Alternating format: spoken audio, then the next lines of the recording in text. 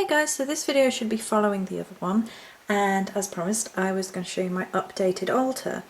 This is me utilising all the crystal spirit amethyst things for me, as well as the crystal that October sent, and I didn't want to show this until I could do her thank you video, and I had to wait for the book to come before we could do that. So, it's a long complicated story, but I thought I would then show you how my updated altar looks. So that's it from afar. And I have just a goddess and a god candle at the minute. So the goddess candle is there with all of the usual crystals around it and herbs. And then the god candle with the stag on is over here. The same crystals and things as was there for Ostara, and the circles of amethyst and howlite are still there. I may change the howlite out. I will see how I feel. I quite often change altars about and see how it feels and whatnot.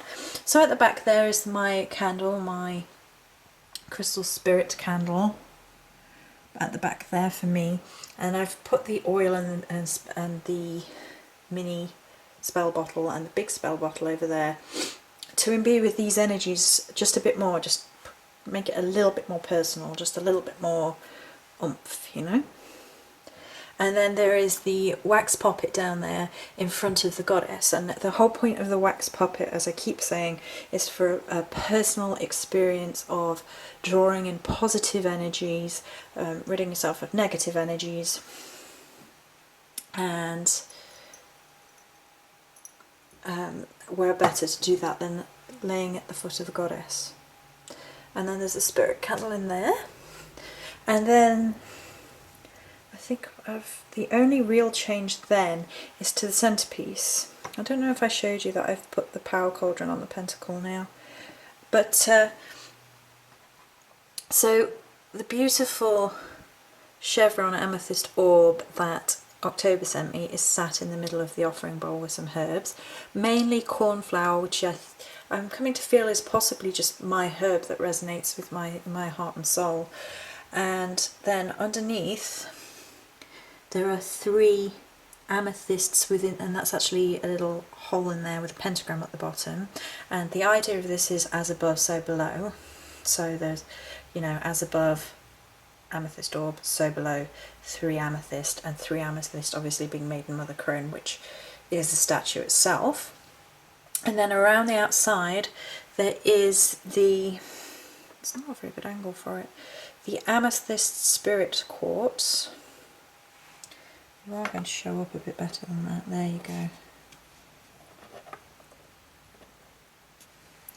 So that sits on one. The little toadstool which you've seen before, which is a representation of me and my birth date, because it's supposed to represent the sapphire of September.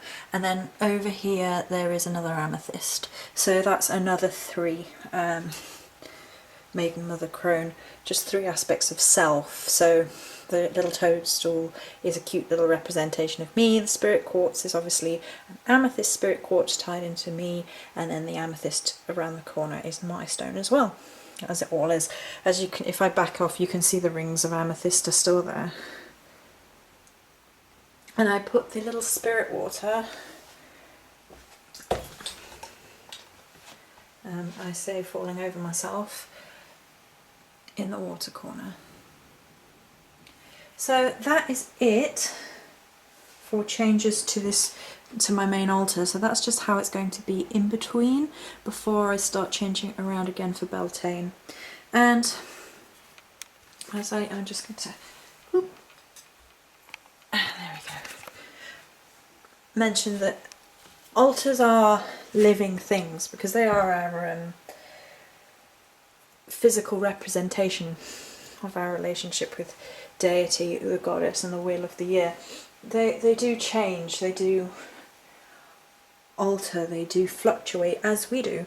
I changed this one for the wheel of the year, and for Esbats, new moon, full moon,